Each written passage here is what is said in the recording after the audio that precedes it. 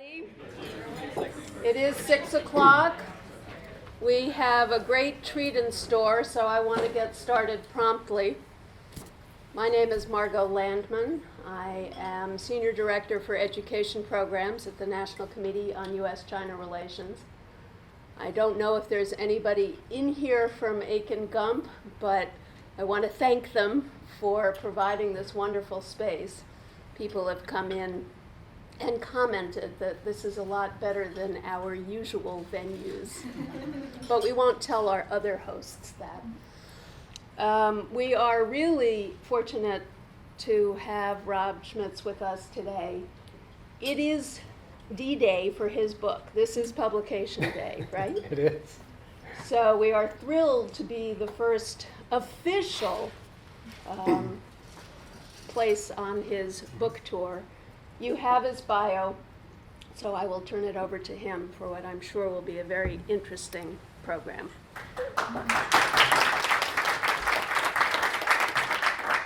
Thanks so much, Margot. Can people hear? Yeah. Yes. Okay. Margot, thank you very much for hosting this. I really appreciate it. And thanks to Aiken Gump, folks here from Aiken Gump. I also wanted to thank all of you to coming at 5:30 in the afternoon to a talk about China. It shows how dedicated you are to learning about China more and how dedicated you are to China. I also wanted to thank my agent, Wendy Sherman, who's here. Thank you very much. And it's an exciting day. I'm really excited to be releasing this book today. I'm a little jet-lagged. So if what I start to say sort of is bewildering, it's either because of the jet lag or it's because I'm talking about China, which I think in some ways is a pretty bewildering place because of its enormity and its diversity. I first came to China in 1996 as a Peace Corps volunteer. We've got another one in my group here, Mike Gettig in the back, who was with me. There were 13 of us. Peter Hessler, who's also a writer, was in our group as well. And it was an interesting time in China, in the 1990s. Things were on the cusp of changing. The state economy was starting to be privatized. The students that we taught in Sichuan province were straight off the farm. And for many of them, they were the first kids who had made it to a college. And we were all teaching at colleges, teachers' colleges, throughout Sichuan province. And so I started my journey in China there, kind of almost being sent down to the countryside immediately. And then I came back and I lived in Chengdu for a little bit in 2000. And almost like a lot of my students, I ended up as kind of like a migrant, moving to bigger and bigger cities. I went from Zigong, which is a smaller city, to Chengdu, which is the capital city of Sichuan province, and then to Shanghai, where I live right now. And I moved to Shanghai in 2010 as the marketplace correspondent there. And in 2010, when I moved to Shanghai, it was an interesting time to go there, primarily because it was hosting the World's Fair that year. And this was a very big event for China. It was a big event for Shanghai. Shanghai had spent a lot of time preparing for this event and getting this event. They had built subway lines. They had raised neighborhoods and rebuilt them. They had, the entire city in some ways was a construction site for about 10 or 15 years prior to that event. And there was such tumultuous change that suddenly when I arrived, everything was sort of built. They had basically built it. It was like, okay, we're done. And all you saw around, so it was ready for millions and millions of people to come from throughout China, from throughout the world. And it was really an interesting backdrop to my first year there. This whole event and the preparation that they had made for this event. And looking around, it was interesting because at that time as well, so many migrants had come to Shanghai from rural provinces throughout China. around 40% of Shanghai were actually YD, right? We're from other provinces, right? It's almost half the city, it's incredible, right? And so it reminded me a lot, and since we're doing this in New York City, I'm going to do a couple small readings today, and they both have something to do with New York, because New York plays part in this book a little. It reminded me, Shanghai, at the turn of the 21st century, it reminded me a lot of turn of the 20th century in New York City. Because here you had this place that had historic economic growth. You had this rise of a wealthy class, happening right in front of your eyes. In Shanghai, in our parking garage of the apartment complex I lived in, one of the first Chinese words that my son learned was Ferrari, right? Ferrari in Chinese, because there were Ferraris in our parking garage, because people were investing in these sports cars, right? We had a Lamborghini, we had a Ferrari, he knew all the name of these sports cars. Our parking was like 3 years old. Which is pretty horrific. As a dad, I'm like, listening, oh God, how does he know that? But I taught him that actually. But you also had a flood of rural migrants to Shanghai, and a flood of immigrants, right, to New York City, and at that time, and this is something that was kind of interesting. In the run-up to the fair, Shanghai's City Commission for Cultural and Ethical Progress printed an etiquette guide, and it was called 做可爱的上海人, How to Be a Lovely Shanghainese. And it was basically 242 pages of how to be a more civilized resident of Shanghai. And a lot of the people that on the street that I profiled had gotten this book, and a lot of them had it because it was given out to Shanghai residents. And the reason that was given out is you had this mix of farmers and urbanites, and it sometimes shocked foreign visitors how people were behaving, and they didn't want the state didn't want to be embarrassed, right? And so I'm gonna start reading. I'm gonna do a reading from this part of the book where I'm talking a little bit about this. And this is from the second chapter called Better City, Better Life. Better City, Better Life, by the way, was the official motto of the World's Fair, the English motto. The Chinese motto was 城市让生活更美好, which is basically the city makes life more beautiful. It was a sudden mix of people that struck me as one of the most obvious similarities, and I'm talking about similarities between New York City and Shanghai here. The dialects of Chinese spoken by migrants along the Street of Eternal Happiness from provinces like Sichuan, Hunan, and Fujian were just as unintelligible from one another as Italian, French, and German among the European immigrants who flocked to 19th century New York. Both melting pots of new arrivals had been driven to the big city by poverty and a risk-taking ambition that propelled them to drop everything, leave home, and try to make it anew. The immigrants who had arrived on Ellis Island, like their Chinese Waidiren counterparts a century later, came straight from the farm, where their ancestors had lived for as long as they could remember. Many lacked education, refined manners, too. In film footage from the early 1900s taken by a trolley car passenger, New Yorkers scramble around one another to cross the street. They step in front of cars, duck between horse-drawn carriages, and fail to acknowledge those they're cutting off. In another scene, pedestrians jab each other with elbows in a rush to get going. The film was shot at Broadway and Union Square, but swapped the trolleys and carriages for honking cars and speeding scooters, and it could have been any intersection along the Street of Eternal Happiness. I didn't have to dig through too much of my home country's history to find a similar period of economic upheaval that demanded a civilization campaign for the masses either. Hundreds of etiquette books were published in America at the turn of the 20th century that bore a striking resemblance to How to Be a Lovely Shanghainese. It may seem a very simple thing to eat your meals, yet there is no occasion upon which the gentleman and the low-bred, vulgar man are more strongly contrasted than when at the table. Begin the chapter on table etiquette and the Gentleman's Book of Etiquette, published in 1879 in Boston by Cecil B. Hartley. I have seen men who eat soup or chew their food in so noisy a manner as to be heard from one end of the table to the other, fill their mouths so full of food as to threaten suffocation or choking, use their own knife for the butter and salt, put their fingers in the sugar bowl, and commit other faults quite as monstrous, yet seem perfectly unconscious that they were doing anything to attract attention. The Chinese authors of How to Be a Lovely Shanghainese appear equally aghast at such boorish behavior, managing to sound like a nagging parent in a section titled Civilized Eating. Sit up straight. Don't put your elbows on the table and avoid sticking your feet out at will or kicking others. Don't take too much food at once. If you don't have enough, you can take more later. Close your mouth when you chew your food, and don't make any licking or smacking sounds. If the food is too hot, wait until it's cooled off. It's not polite to blow your nose or belch during a meal. Never put a knife into your mouth, not even with cheese, which should be eaten with a fork, lectures Hartley. Never use a spoon for anything but liquids. Never touch anything edible with your fingers. Forks were undoubtedly a later invention than fingers, but as we are not cannibals, I'm inclined to think they were a good one. Pay attention to your chopsticks, How to Be a Lovely Shanghainese continues. Don't use them to bang on cups. And don't throw them up in the air. You shouldn't throw chopsticks at someone before a meal. You shouldn't fumble with your chopsticks while picking up food or fight with other people's chopsticks. Do not be persuaded to touch another drop of wine after your own prudence warns you that you have taken enough, cautions Hartley to 19th century Americans. It is acceptable, though, explains How to Be a Lovely Shanghainese, to secretly spill alcohol on the floor if excessive toasting is making you drunk.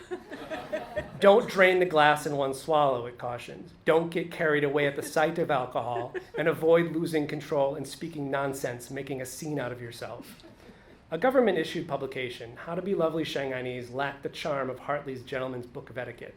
Its chapters were sprinkled with laundry lists of behavior modifications steeped in the Chinese obsession with numerology.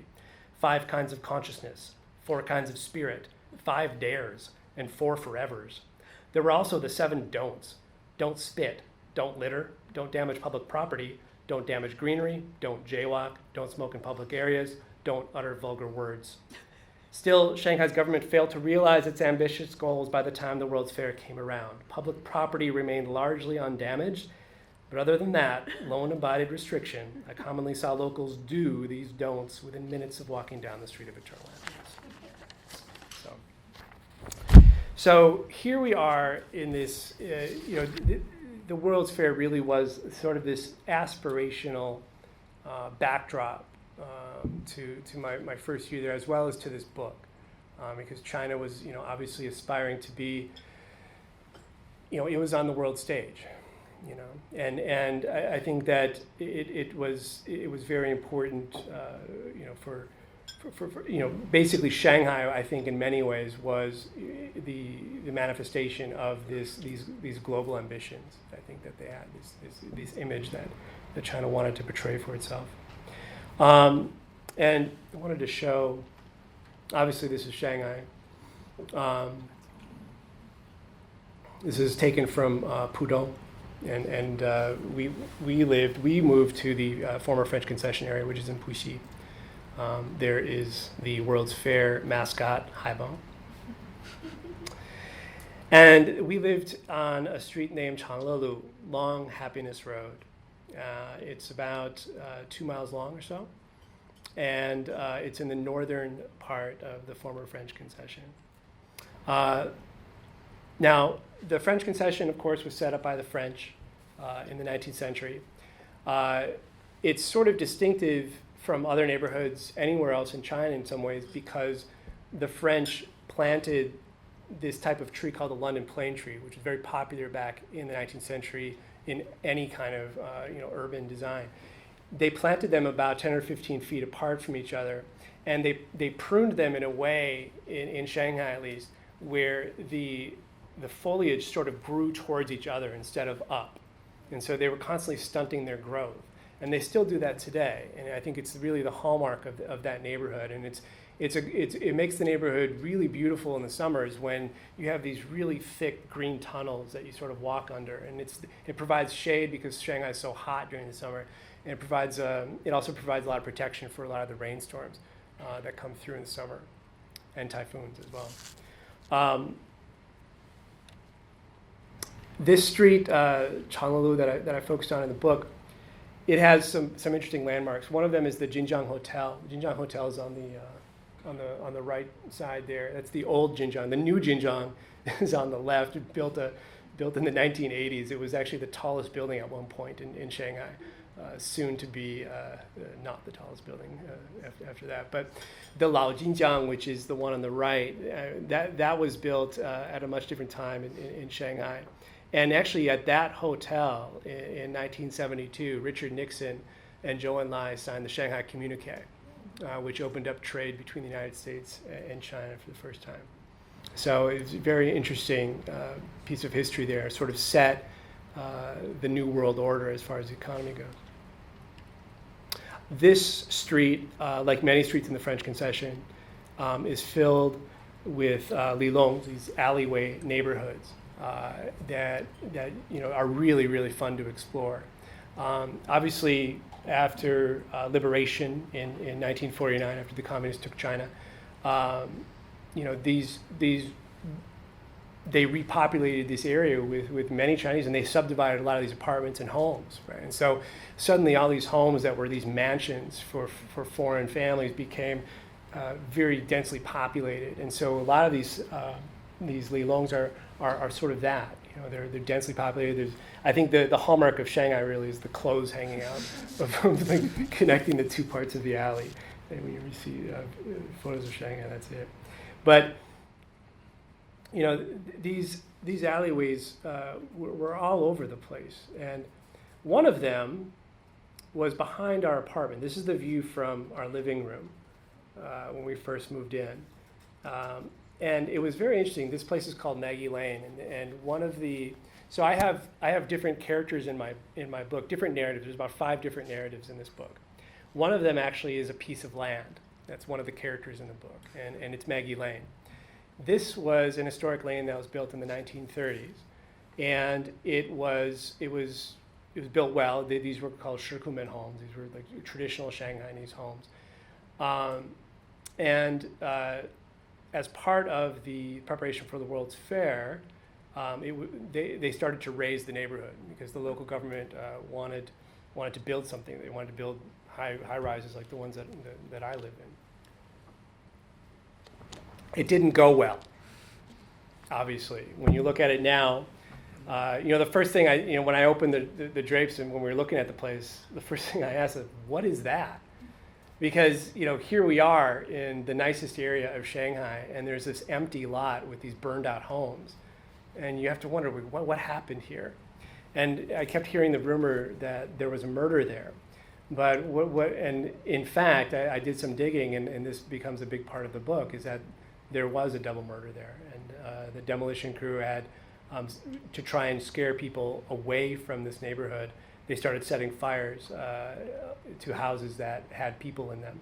And an elderly couple, the man he was a PLA war vet. He had fought for China in the Korean War, died. And there was a very big trial after that got international attention. This was in 2005, 2006.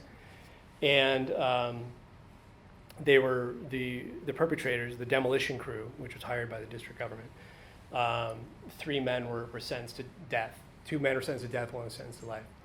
And then the government bought the land back, and they didn't know what to do with it, so they just built a wall around it. And so that remained up until this day.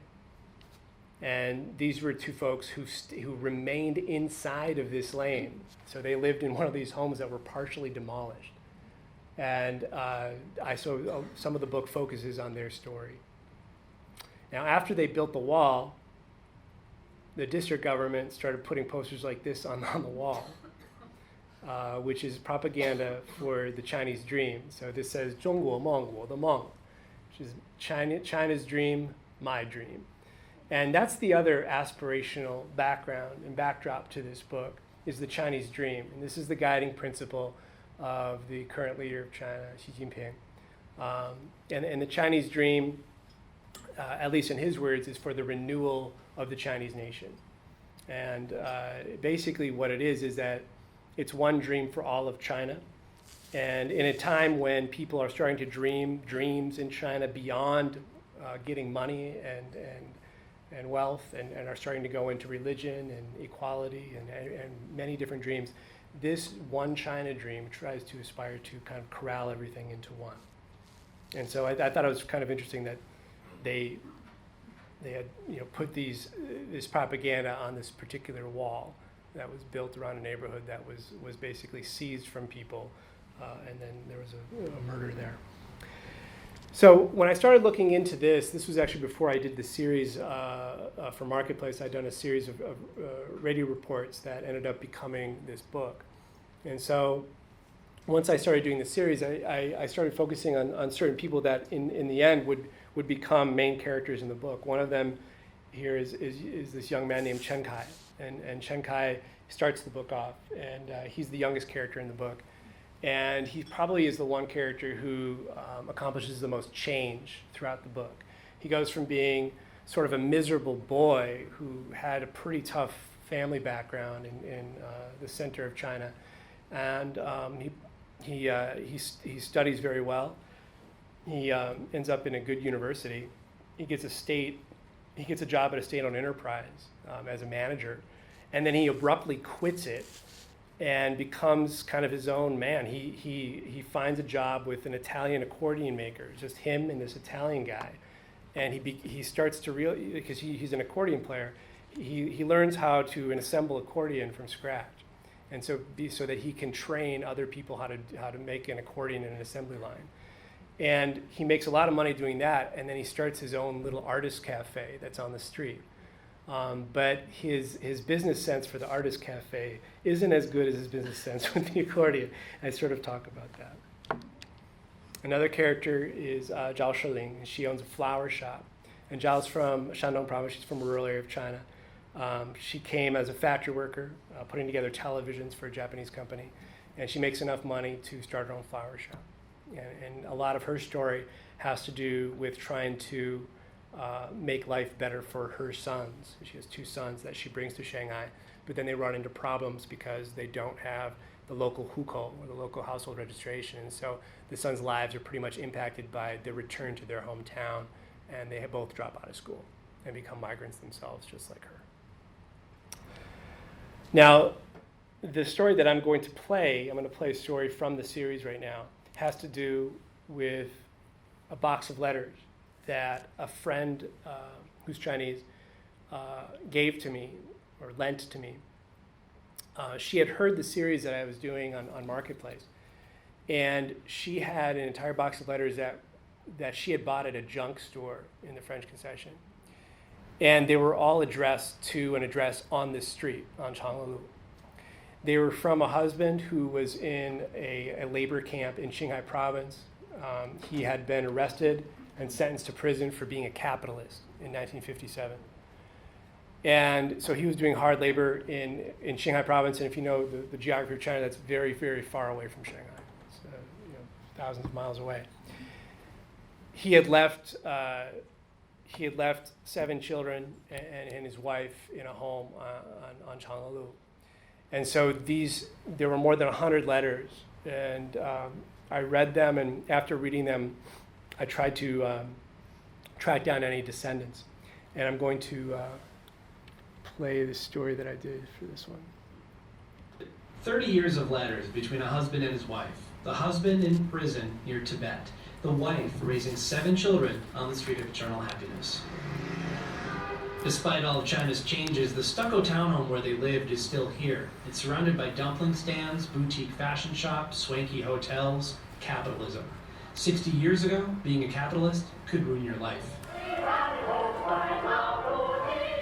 A government song from the 1950s forecasted painful days ahead for those on the wrong side of communism.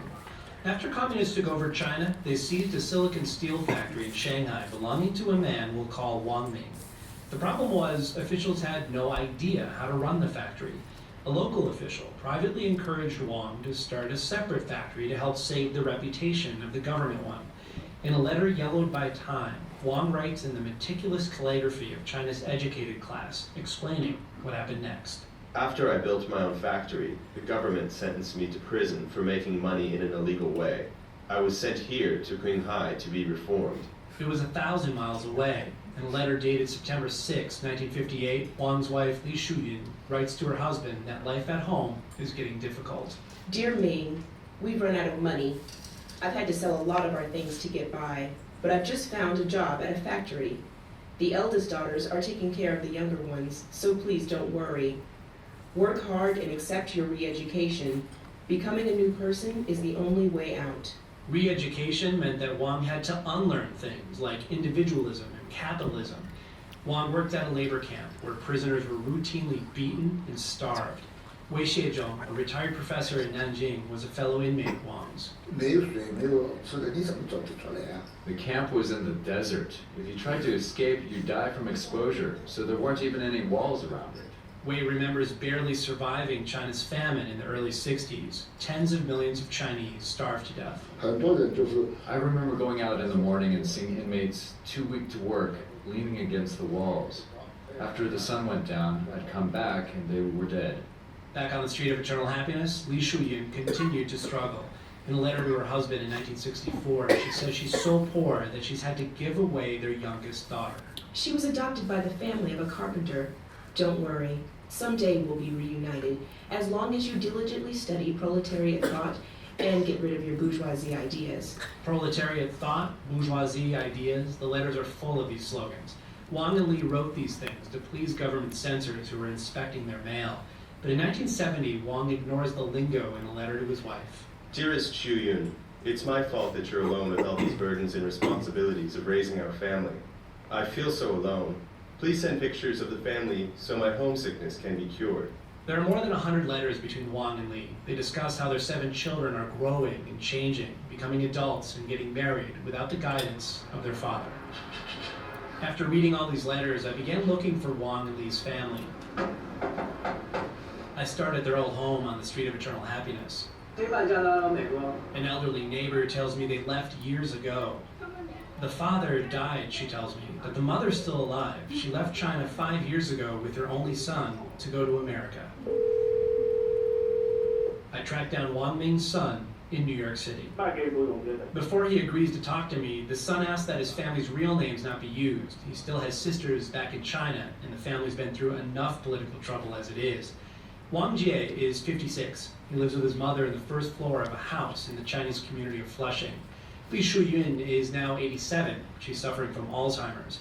Wang spent his life taking care of her. He never got married.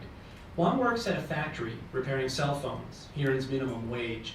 It may not be the American dream, but Wang says he's okay with that. After the hell my family's been through, this is heaven.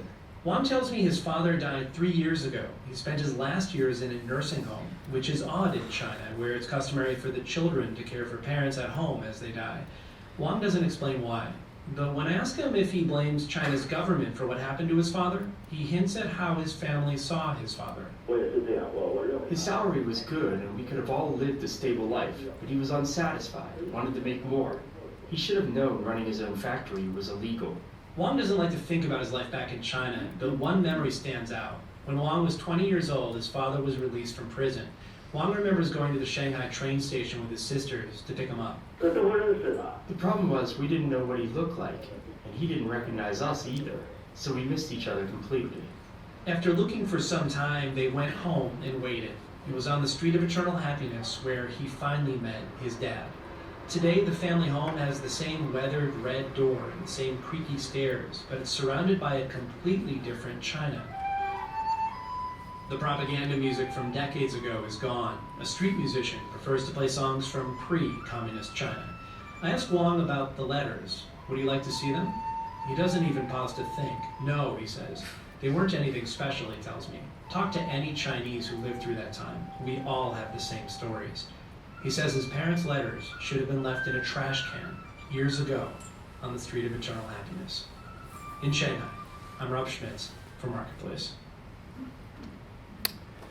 So I visited Wang a few times here in America. I was able to come to New York and do some reporting and talk to him. So when I first talked to him, he was actually repairing cell phones on an assembly line for a Korean manufacturer, and he was with all the other employees were all Chinese. And he lived in Flushing, so he's surrounded by all these Chinese signs, and he's dumplings. So he basically was living in China, right? He's still, really living this very Chinese existence. At one point in my reporting, he finally quit his job, and he was starting to collect unemployment. I'm gonna read this part of the book, and then we'll take some questions. This is my last reading. Wang had adjusted to life in America. After 6 years on the assembly line, he had quit. He was now collecting unemployment benefits. Each month, the government sent him a check for $700, around the same amount he had been making at the factory. He told me it was more than enough. Surviving the worst famine in recorded history alongside his siblings and an unemployed mother had taught him frugality. Plus, now that he wasn't working, he could spend more time taking classes at the library to improve his English and earn his GED. When I asked him what his goal was, he removed an envelope from his bag. This, he said, withdrawing a neatly folded pink sheet of paper. It was a carbon copy of a multiple choice exam he had taken a couple of days ago. On top of the paper was a logo for the New York City Transit Authority. Under that was written, Revenue Equipment Maintenance Exam. 40 blanks were filled with letters written in Wong's careful penmanship. You want to work for the MTA, I asked? It's an exam for a mechanical engineering job, similar to what I did back in Shanghai, he said. If I pass, I'll fix subway card machines. There are usually openings for this job. I just think about how many card machines are always broken. There's a lot of work out there, and they pay you $60,000 a year. This was something Wong could relate to, taking an examination in the hopes of landing a stable government job. It was familiar to anyone from China, where people competed for civil service positions the same way. Rainwater from his jacket dripped onto the pink answer sheet as he held it out for me. He carefully wiped the sheet dry and returned it to the envelope. Wong told me he was also taking classes in Manhattan to become an office assistant, but my English has to improve before I have any hope of finding a job, he said. Wong wasn't in a rush to find work. He had spent his childhood learning about the evils of capitalist America from his school textbooks, but when he arrived in New York, he discovered its capitalists treated their poor much better than the communists did back home. The U.S. government gave Wong's mother $200 worth of food stamps each month. Its Medicare program paid for a nurse to arrive each day at their home to take care of his mother while Wong attended his free GED classes at the public library. Wong told me that between his mother's welfare payments and his unemployment benefits, they could afford rent while putting some money away each month. The way he saw it, you had to be pretty stupid to mess up an arrangement like this.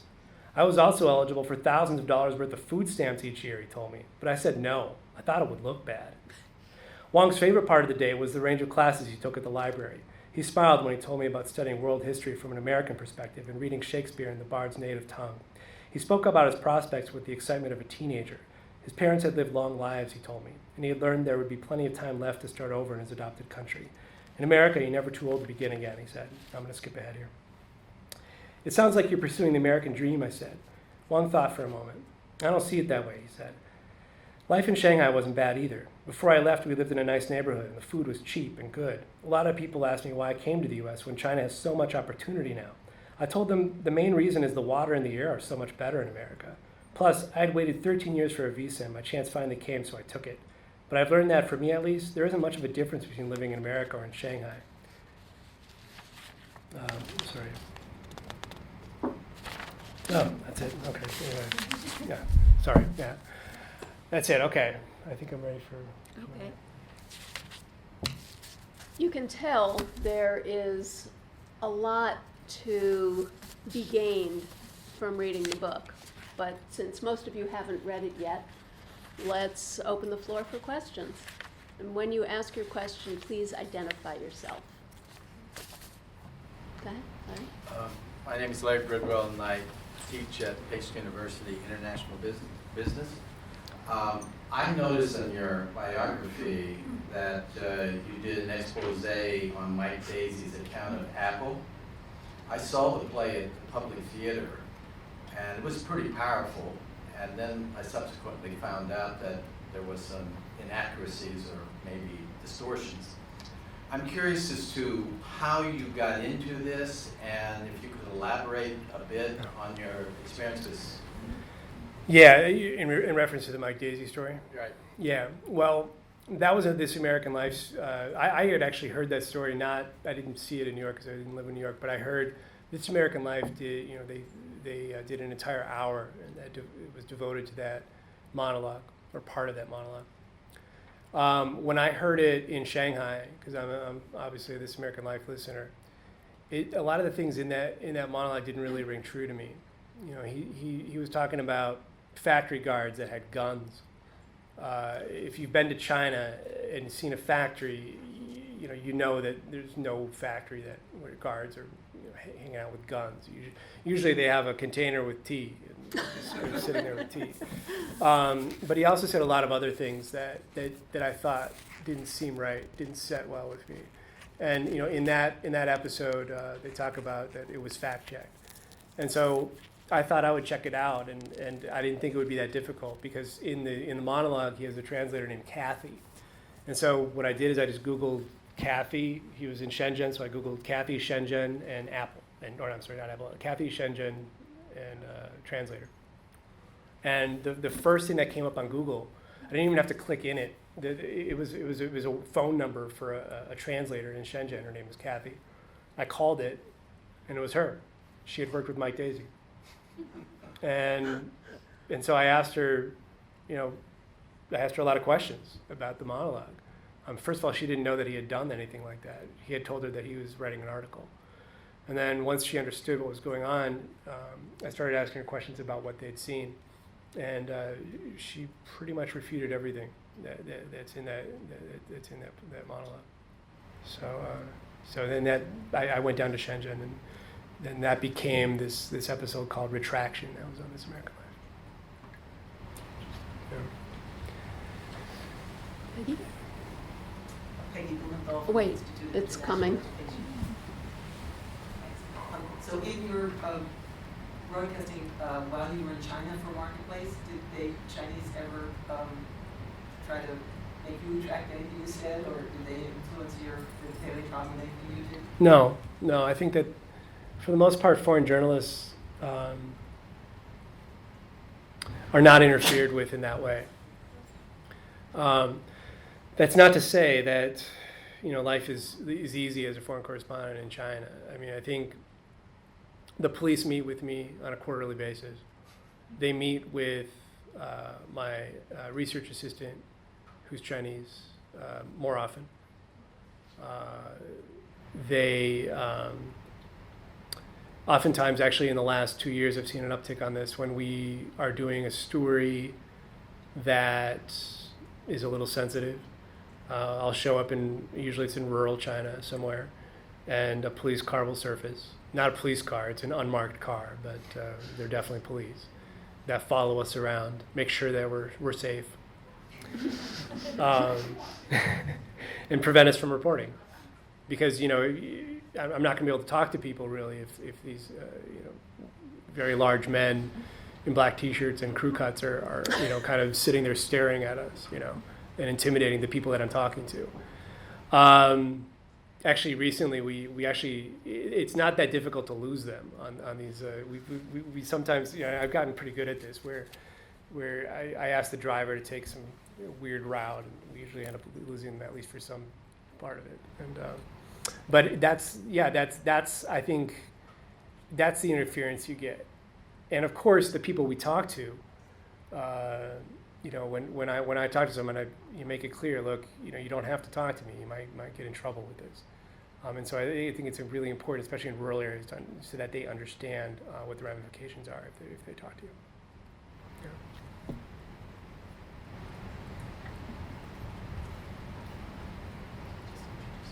Okay. Leading with the Luz Foundation. So, 长乐路, in the heart of Shanghai, right, in French concession, and the citizens' life, you see that chronicled in famous writers, right, like Wang Yi, she wrote about Shanghai, or Li Qian earlier, right, in the 1930s and 40s. Yeah. And so it's kind of quintessentially Shanghainese kind Right. of history, but you also mentioned that there is a migrant woman from Shandong and opening up a flower shop, and so it's changing. So how Shanghai is Tangolu? Yeah, it's a really good question. And whether you feel like it can be representative of the larger change in China. I think that depends on what your definition of Shanghai is. Because I think Shanghai, for Shanghairen, or for people who are of Shanghai, from Shanghai, they have, I think, in some ways, an outdated vision of a version of their own hometown, because Shanghai has become something completely different than what they grew up with, right? It is now, in many ways, a very, very diverse city with people from all over China, from all over the world, right? It's really a global city now, and I think that Shanghairen are, in many ways, in a position where they have to share this city, and they get it back every Chinese New Year. Because everyone leaves, right? The foreigners leave, the Waijiren, they all leave, they go back home to their farms, and that's like basically the only 2 weeks of the year when there is no one around except the local Shanghainese, and they've got the city to themselves finally. But I think, yeah, I mean, that's a really interesting question, because I think the definition of Shanghai has changed a lot over the last 10 to 20 years. It is no longer this city that, where it has its own language. It still has its own language, obviously, but even that is becoming harder and harder to protect, because as you have more and more migrants living there, that language is starting to sort of kind of be, just naturally phased out. My son goes to a local school, and every Friday, this was when he was in kindergarten, every Friday they spoke Shanghainese at this school just to try and preserve that language. And that was a local effort to make sure that the kids at least knew something in Shanghainese. And for those of you who aren't as familiar with China, Shanghainese is a dialect of Mandarin, but it's so different from Mandarin that if you hear it, it's almost, if you're from Beijing, you're not going to be able to understand what anyone's saying. You'll understand traces of it, but it's hard. So I think, yeah, Shanghai's changed a lot. Hi, I'm a freelance art historian and architectural historian, and my father and his family grew up in Beijing. My dad was born in 1910. Well, there was still a Qing Empire. Wow. My uncle migrated to Shanghai to become a banker and had a house in the French concession. And I'm just wondering now, places like India, Burma, and other countries that had a colonial history are now sort of reinterested in their colonial architecture. Yeah. And preserving it and restoring it. Yeah. And I'm just wondering if that is true in Shanghai, which has always been such an international city. Yeah. The city of Shanghai, I think, does a really good job at this. They're criticized for a lot of things, but I think one thing that they do pretty well is that they've retained, in many ways, a lot of the historical value to especially the former French concession. When you walk down a lot of these roads, you'll see, plaques up there like, Beijing lived here, or you'll see all these, kind of homes that have been preserved in their same state, and there's a lot of rules about what, how these can be modified. In many ways, they can't. And so I think it's funny because much of the rest of China raises everything they see, right? It's just like whatever, and they, and there's a lot of cultural, and historical structures that are completely erased. But I think Shanghai has always had this kind of, the city government of Shanghai, I think, does a really good job at these types of things, and they also do a really good job at planning the city. It's a well-planned city. When you go there today, the public transportation there is phenomenal. It's just amazing. It's really well done. New York could learn a bit from going to Shanghai and checking it out, because the state of the subways, for example, it's just everything runs pretty well. The airport's amazing. You've got two bullet train stations where you can just be whisked away to Beijing in 5 hours. I think the hardest thing is coming from Shanghai, Pudong Airport to JFK. well, that's the thing, right? Yeah. When you come to an American airport after being used to a Chinese airport, standing in line for 2 hours, what is this? Because in a Chinese airport, I can get there. I fly all the time. I get there about half an hour before the flight leaves, and I'm good. Because I just go right through security. There's no line because there's so many people working there, right? And it's very comfortable, and it's very modern, right? So when I come back here, so it's I think that they've done a pretty good job. Yeah, and there's a lot of interesting structures that are still up. There's a lot that's been torn down, but it's not. It's not like they could have done worse. Yeah. In the back.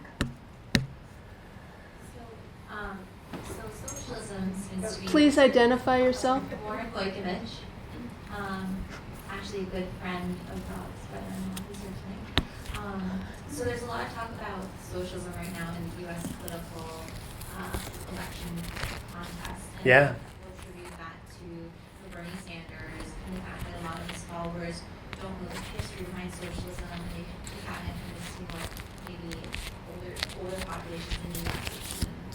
So being an American who's actually well steeped in communism and socialism, how do you react to what's happening right now? And I don't want to, you don't need to share your political views, but your gut, what is your gut telling you about that? Well, I don't think China's a real socialist state. It never really was. It's a communist state in name only, really. I mean, it's a, they've taken the best things of different systems. I mean, in the beginning, I think it was aspiring to be that. They took Marxism and Leninism and tried to put it into this mix of Maoism, really. But right now, the way that it stands, I mean, for it to be socialist, I mean, it's there's no way that it is. It's a what is it? It's an authoritarian state. It's in many ways a police state in some ways, with a runaway capitalist system that is pretty unregulated. So yeah, and even that definition probably isn't very accurate. But it's not really. I think it's not socialist. Yeah. So I don't. I mean, I think the closest thing you get to socialism today is probably in Scandinavia. Yeah.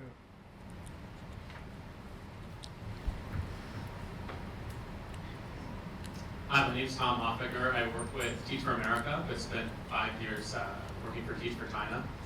And when I was in Vietnam for 2 years, I would go to the same noodle shop all the time. And then when I went back, when I was living in the US every summer, I would see this same man at the same noodle shop. And we would have kind of a similar conversation each time. And toward the end, I noticed there were all these high rises coming up around me, this tiny town of 200,000 people. And I said, wow, there's so many changes. How is this affecting you? He just looked at me with this look of resignation. He said, well, everything is changing here, but it's the same for us every day. Mm-hmm. So I'm wondering if you can talk about the change or not change in pessimism or apathy for the kind of everyday person that you encounter. Yeah, it's an important question. There's a character in my book named Auntie Fu. I didn't really talk about her, but she's one of the more entertaining characters in this book. Auntie Fu's in her 60s and close to the gentleman who worked at your noodle shop. She really hasn't changed that much, and she really hasn't changed how she lives her life really at all. And in many ways, she's baffled by all of the wealth that's happening around her. And so she turns to a series of pyramid schemes to try and get rich as quickly as she can. And she takes me to these investment meetings for these pyramid schemes, selling all sorts of pretty crazy products from this kind of online shopping thing that's on a Pac-Man arcade kind of device to sexual health pads that you put in your underwear. So in the book I talk a little bit about this, but a lot of that is me trying to convince her that these are scams. And I think that she is of the generation that, she's in her 60s, she's of the generation that grew up during the Cultural Revolution. She didn't get a proper education because schools were many of them were closed down because teachers were targets during that time. She didn't really have to make a career decision for much of her life because the party made that decision, right? She was sent down. And then, later on, after Mao died, she, a lot of the folks in her generation were sent to a factory or something like that. And so they didn't really make their own career decisions at all, So I think for those folks, it's hard for them to adjust to this new capitalist system in China. It's very difficult for them because they grew up in such different times. And I think that this is an issue for that generation, but broadly speaking as well, it's an issue that there's a lot of people that I think that the Western media doesn't really cover in China that have sort of been left behind from a lot of the economic prosperity that we've seen in China. We often talk about the Chinese consumers, the middle class. They're sending their kids to the U.S. university and things like that. But that's only half of China lives in urban areas, and a small portion of them are able to afford to send their children abroad, I think, at this point. But there's a lot of people, hundreds of millions of people, that are still in rural China that still haven't made it. And I think going forward, that presents a pretty big challenge, I think, for the party and for Xi Jinping. And I think that a lot of the campaigns that we're seeing, the political campaigns that we're seeing from Xi, a lot of those campaigns are aimed at that population. The urbanization campaign, for example, is trying to make life better for that population. The anti-corruption campaign, a lot of the corrupt officials obviously are in local areas, and that is trying to clean that up as well. I think that the party understands its historical roots. It knows where it came from very well. And it knows that if this population doesn't have a future to look forward to, that it could be in trouble.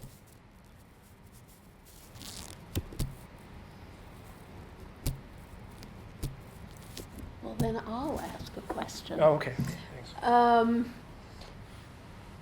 Throughout the book, you describe people and their relationships with each other. Mm-hmm. And they're often not very happy relationships. And Auntie Fu is one of them. Yeah. She and her husband are They're constantly bickering arguing at each other Yeah. all the time, screaming from Yeah. your description Hurling of abuse, basically. Yeah. and lots of domestic abuse, Yeah. men beating up on their wives and having mistresses or second wives. Is this old China coming back? Is this new China? What do you make of this? I think that's changing a little, but I think that the characters in the book that has a lot to do with, for example, Auntie Fu and Uncle Feng, they're an older generation. Zhao, I think you were referring to, Zhao Shiling, she's from Shandong. She comes from a town that's close to the hometown of Confucius. And She's the flower shop. She's a flower owner. shop owner, and she always says her dad always told her that Confucius hated women, and then she said, "Well, why did he marry one?"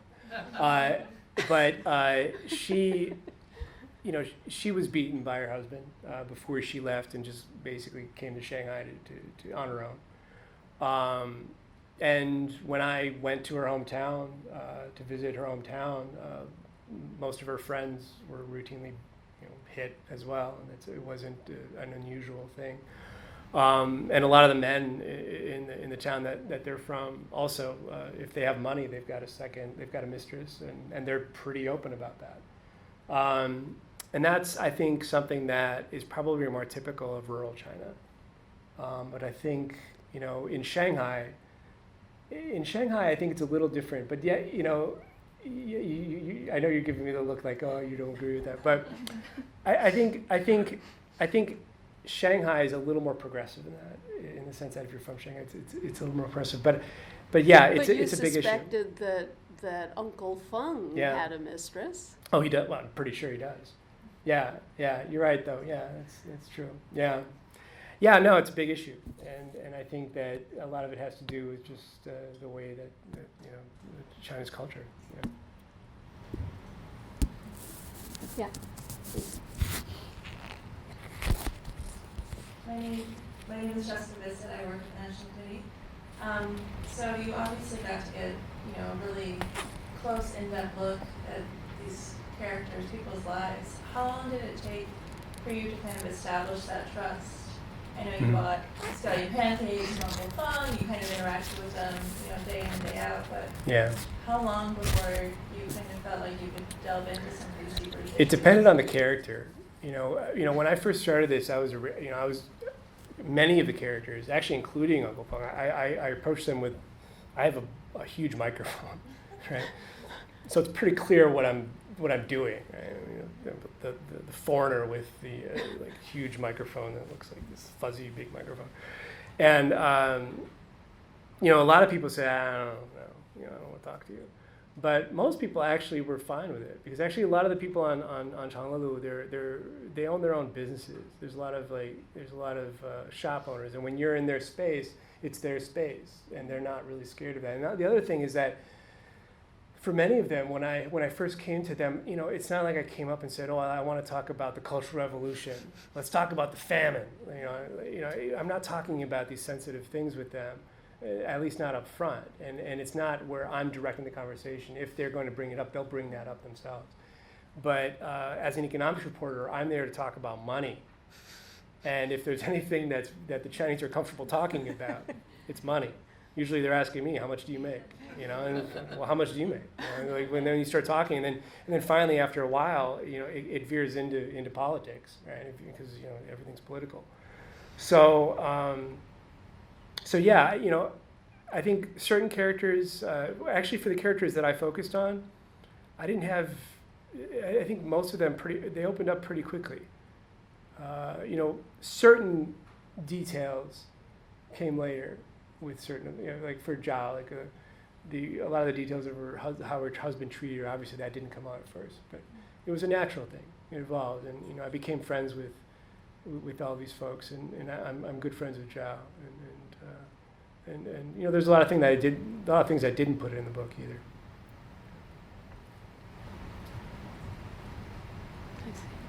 Hello, my name is John Hartman. I'm a member of the public, and I'm wondering if you could tell us about the Chinese people when they're not working. When it's their own time, yeah, and it's their religion, they can do what they want. Is it wasted on TV? Yeah, in their own time, they're usually working. Oftentimes they are, actually. A lot of the folks that I know, for example, Zhao, she works all the time. She works from about 5:30 in the morning, where she gets orders from the flower market, to about 9, 10 in the evening. And she'll go away and have her next door neighbor kind of look after the shop when she's having lunch or something at home, because her home's not too far away. But I would say that she works most of the day, and she does not take a day off. She doesn't take a single day off. She'll take a day, she'll take a few days off for Chinese New Year every year, but that's about it. Now, what's Auntie Fu doing in her spare time? She's dragging me to investment meetings, and she's going to all these different investment meetings. She goes to an underground church. She's religious. But the underground church also has sort of a scam artist running it, who is this guy named Preacher Zhang. He's in the first chapter about Auntie Fu, who insists that they all, it's a typical thing, but who insists pretty heavily that everyone has to, before they leave that day, give 1/10 of their income to the church. So she gets involved in a lot of these things, thinking that she's going to make money. CK, he's a musician. He plays music, and he goes, well, up until he became really religious, and there's a path that he takes sort of that goes towards Buddhism. He becomes a devout Buddhist over the course of the book. Now, in his free time, he is meditating, and then he goes to he has a master out at a remote temple outside of Shanghai that he goes to pretty religiously. Who am I leaving out? But yeah, I think that it's sort of all over the board, and it depends on how old they are. It depends on their economic background. But that's a good sampling for you. Herb?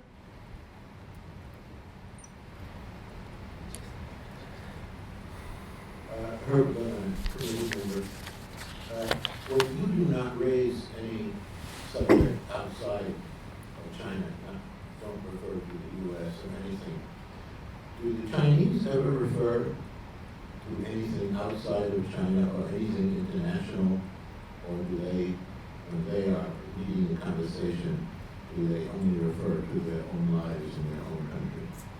Oh no, I mean, well, first of all, that's hard to generalize, but I think everyone that I know is talking about a lot of things that we talk about here.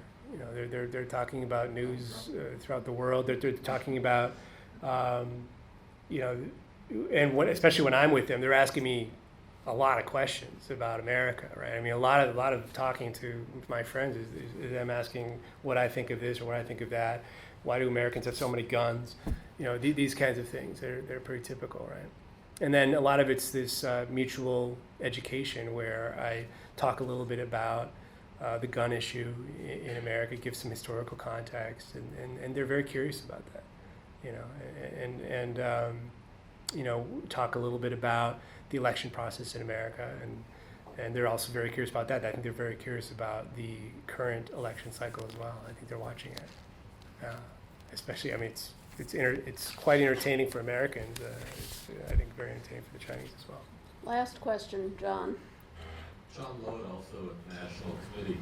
So the perennial question for authors about books on China. Would you like to see this translated and published in Chinese?